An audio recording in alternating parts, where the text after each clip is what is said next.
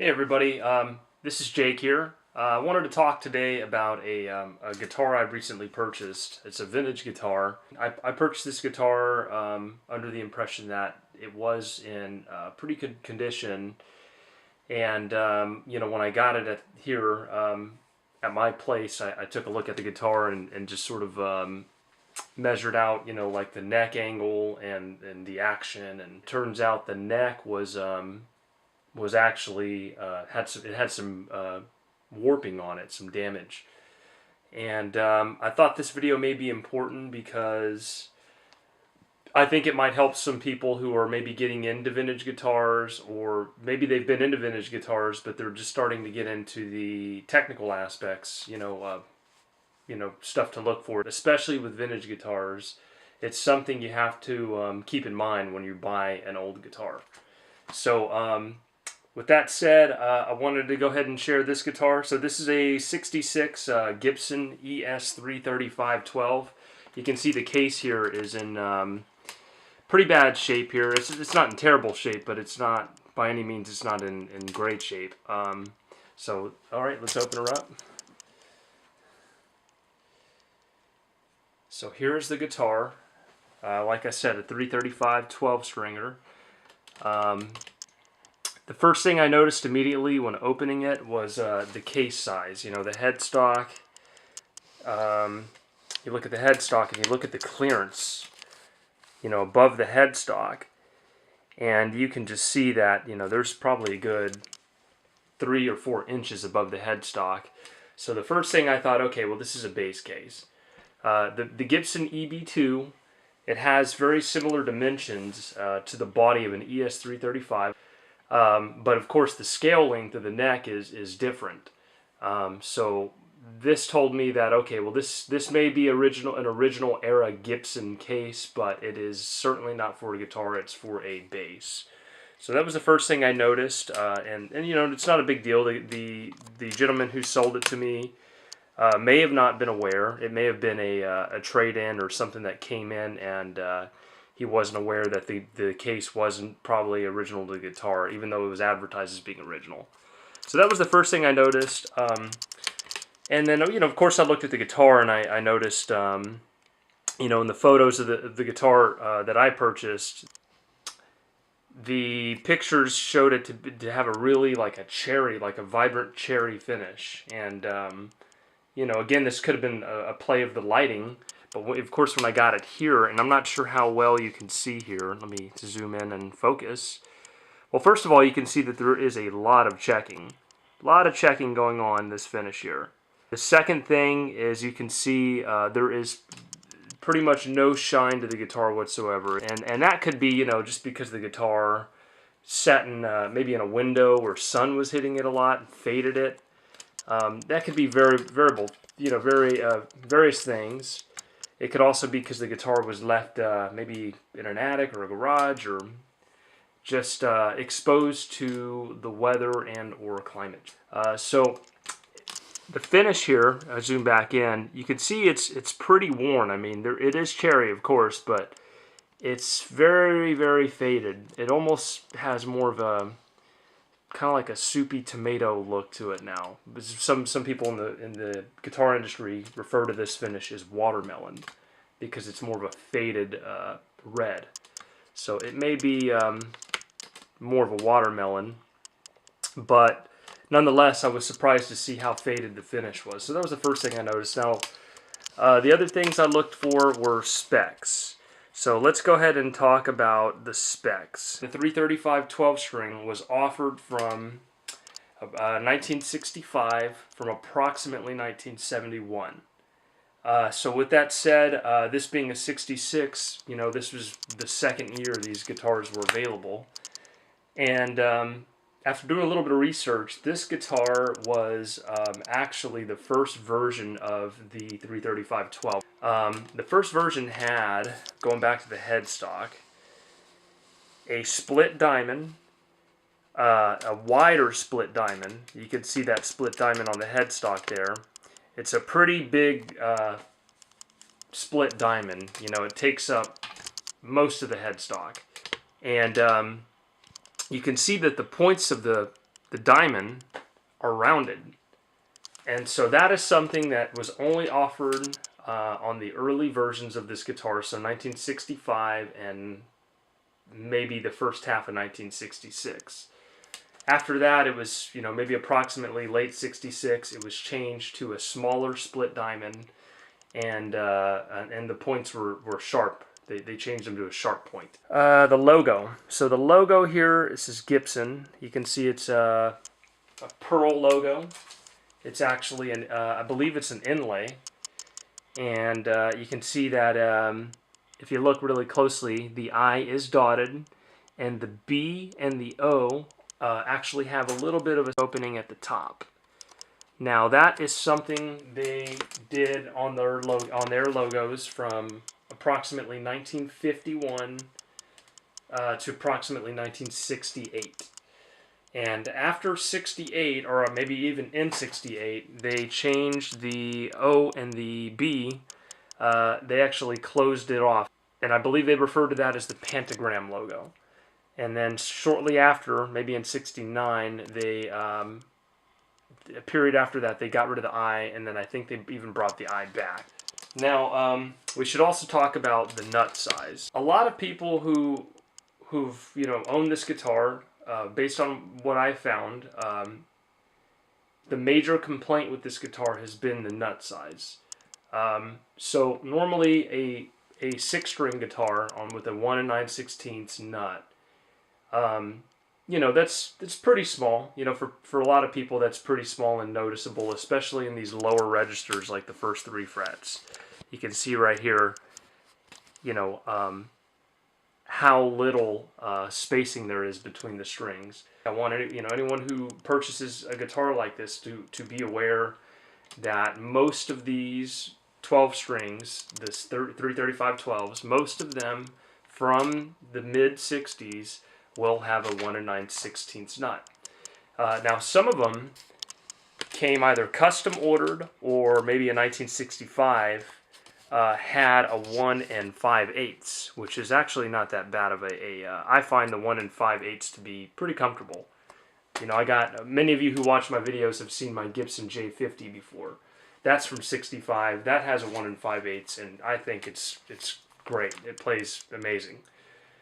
So some of them may come in with 1 5/8, but I think it's important for people purchasing a guitar like this to reach out to the seller and clarify that neck size before buying it. So that's the other thing. If you see here, the nut, just going back to specs, this nut appears to be a nylon nut. Many of the guitars from this era, by 1965, 1966, had switched over to a bone nut.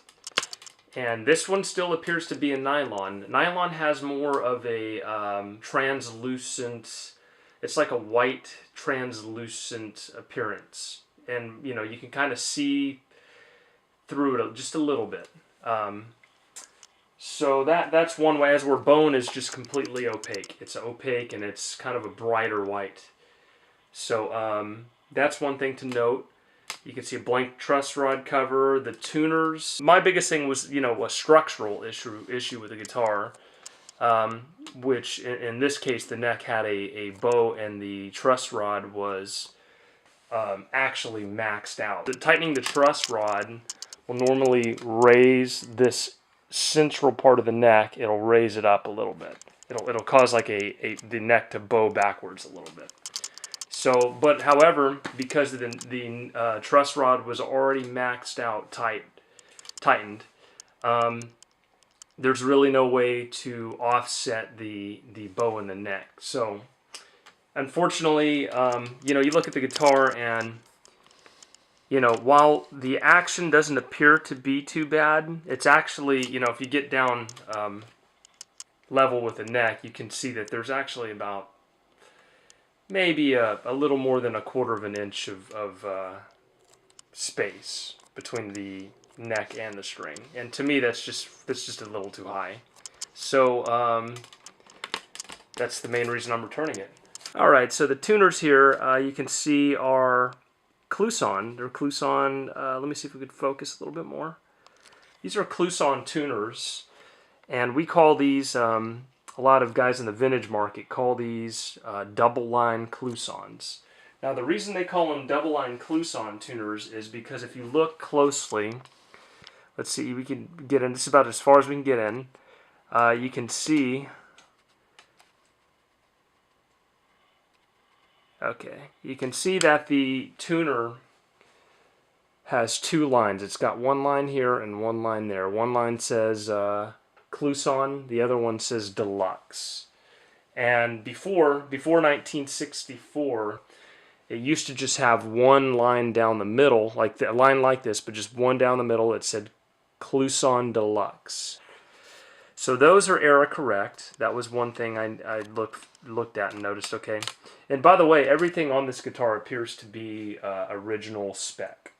We just wanted to talk about. I wanted to talk about the specs. You know, for anyone who may be looking at a vintage guitar, who's maybe new to the market and doesn't particularly know what to look for. Okay, so another thing on the headstock while we're here. You can see the serial number. Always check the serial number. This one is 806443. And always reference that serial number. You know, maybe do some homework and look it up on the internet, or if you don't have, you know, if you can't find it on the internet, I recommend George Groom's Vintage Guitar Guide. It's a book he put out, I think, in the late 90s, and it's fantastic for old guitars. He's got all the serial numbers for Gibson and the approximate age. It'll give you everything. And that's what I actually use to identify this guitar. So 806443 puts it in the range of 1969 or 1966. And obviously, with the features that I've discussed, and we'll get back into, this guitar is clearly not from 69. It's going to be a 66. Now you'll also see underneath that serial number, it appears to be a nick. And this is actually something I didn't notice when before I purchased the guitar, because it kind of just looks like a nick. But if you look really closely, it's actually a 2 with a nick on top of the 2. Now I'm not sure if somebody put the nick on top of the 2 to sort of conceal that 2. And what the 2 means is just, there's nothing really structurally wrong with the guitar. It just means that there may have been some kind of cosmetic flaw with the guitar when it was leaving the factory. And, you know, the makers denote a 2 on the back of the headstock so that it may be offered to dealers or possibly even customers at a discounted price. Yeah, the guitar appears to be all original on the back. It even has the strap button here, which appears to be the stock Gibson style strap button.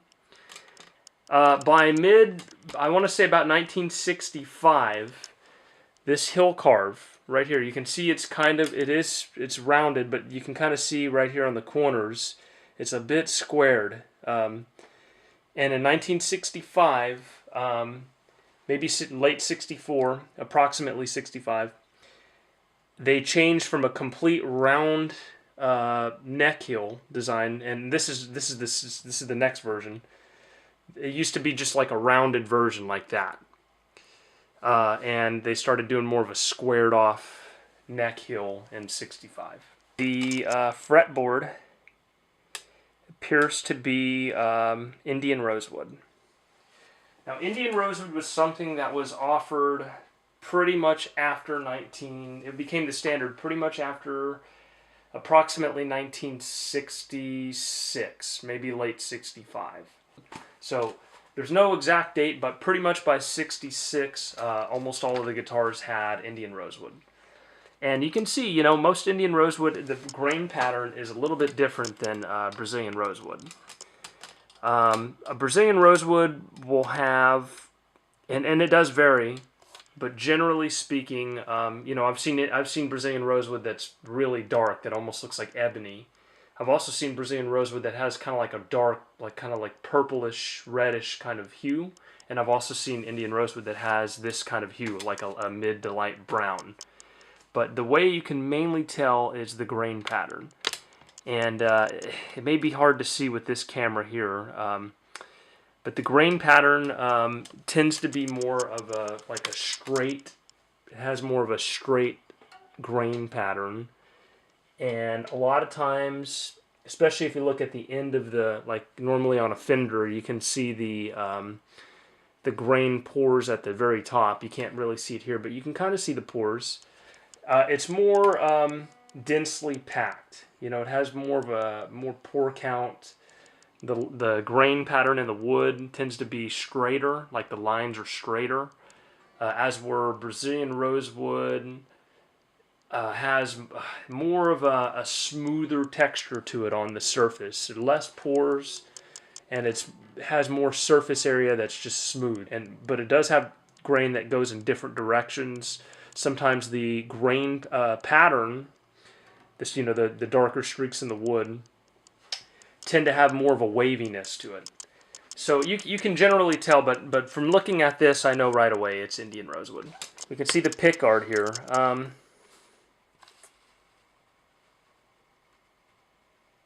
So if we zoom out a little bit, you can see the body, and the pickguard really stands out. Like, it's really noticeable when you look at it, and that's something I love on the old Gibsons. Prior to 1966, have a very wide bevel pickguard. Even the truss rod prior to 65 had a wide bevel truss rod. But the pickguards, maybe they made, what it was is they made a lot of pickguards, and they had a overstock of these. But these have the wide bevel, and they didn't really phase these out until about 67, 60, maybe late 66. And that's just one thing to look at. Now, I couldn't give you the exact dimensions. I don't have them on hand. But a later pickguard will be a thinner bevel, and it'll be, you can just tell. It doesn't look as bold. The pickups, real quick, these are, even though you can't see them, the bottom side, these are actually patented number pickups. So if anyone's familiar with the old school PAFs, you flip over a PAF and it says patent applied for. It's just a little decal that's a gold. It's in gold. It's like a black and then gold lettering, and it says patent applied for. Well, these are very similar to patent applied for. Some people say they even sound almost the same, but the decal, instead of patent applied for, just gives you a patent number. If you look at the hardware, it's a chrome. You know, any of the hardwares at this point is chrome, but the covers are chrome, and that's one thing they changed in 1965. They went from nickel, which has more of a yellowish kind of hue, and especially as it dulls out, to chrome. And chrome's got more of a bluish hue when you put it in the right light. So yeah, these are chrome. And everything else on the guitar hardware-wise is pretty much chrome. So we'll talk about the bridge here. You can see that this bridge has nylon saddles. You know, the bridge is chrome, you know, but the top part right here, the saddles, these appear to be nylon. And that is something they changed from what I have researched. They made that change in about 1964, 1963, 64, somewhere in there. And that is what the standard was. So that bridge lines up. What we call this bridge here is an ABR1.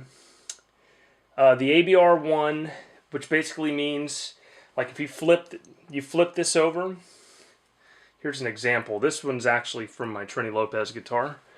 But this bridge here, let me set this right there. You were to flip it over, it would just say Gibson ABR1. And that's something they stopped doing. They took the stamp away in about 1965, 1966. This guitar, being from 66, is one of the last guitars to have that bridge on it. You know, the only difference is after 1966, same bridge up until about 1974, but it just didn't have ABR1 on it. So this one actually has that, and that's something to look for on a guitar from this year. The earlier Gibsons, from about the 1950s into about 1960, 61, they had Catalan switch tips, which is a form. It's a plastic, and as it ages, the switch becomes a darker amber yellow. And by 1961, they had switched this material into a different type of plastic. I actually think it's ABS plastic, but I'm not sure. And this plastic here, this switch tip, is actually, you know, a little bit different from the modern switch tip or even a switch tip from the 70s. One way you can tell this is original is there is a mold mark around the rim of this switch tip. It's not completely opaque, and like I said, so it almost has more of a like a porcelain kind of a color to it, and appearance even, or like almost like a marble without the swirl. But yeah, that's what they were made out of, and that's how they look. They have that milky white color to them. So that's one thing to look for if you're trying to, you know, figure out if that's the original switch tip. And this guitar here has a little bit of a custom feature.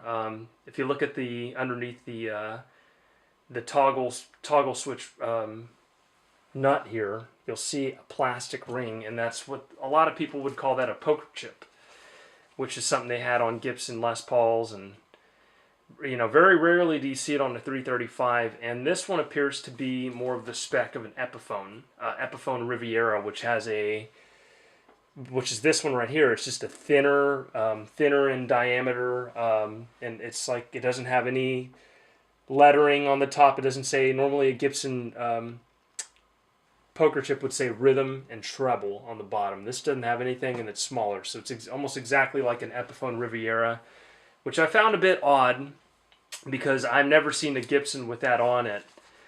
And perhaps it was done because maybe there was some kind of mistake at the factory. Maybe the hole of the toggle switch that was drilled was too large, and they used this to kind of cover it up, because not all Epiphones have it either. So it may have been something like that, but it is a little bit of a unique feature to this guitar. You know, and it's not uncommon for some of these guitars to have some kind of weird, unique features to them. Okay, so the knobs here, these are what collectors refer to as bonnet reflector knobs. And the reason they call them reflector knobs, if you look at the top, you can see the very top, it's just like a metal foil that kind of gives you a little bit of a reflection. You know, when you put your hand over it, you can kind of see your reflection. After about 1967, they switched to a what people call witch hat knobs, which are basically the type of knobs you'd see on a blackface Fender from the late 60s. The last thing I want to talk about on this guitar is the label. So this is a semi-hollow body, and normally with the semi-hollow body, you can see the label. They usually put the label on the inside of the upper bout F-hole, inside the cavity here. You can see it down the bottom. You can see normally what the model of the guitar is, in this case a 335 TDC 12. And then the serial number, of course, and then, you know, all the information about Gibson. So one thing just to talk about that label, in about 1965, maybe 1964, the label remained orange and it said Gibson Kalamazoo, but it started saying Union Made on the side. And I'll pan to a photo, you can see the difference. So they did that up until about 1969, 1970, and then they switched the label to a different square label. So a guitar from '66 will have an orange Gibson label, and it'll usually have a Union Made somewhere on that label. So that's one thing to look for. And I think we're about finished. I guess what I'll do here is I'll play a little bit of the guitar so you can kind of get an idea of how it sounds. And I think that's about it.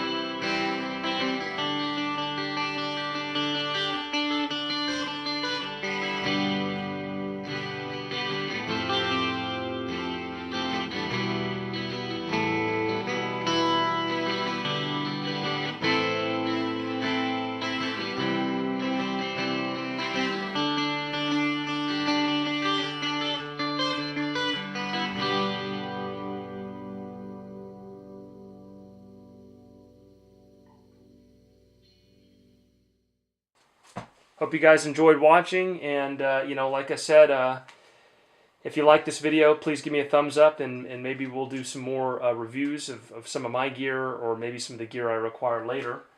And like I said, this is something to look for when buying a vintage guitar. So thanks for watching.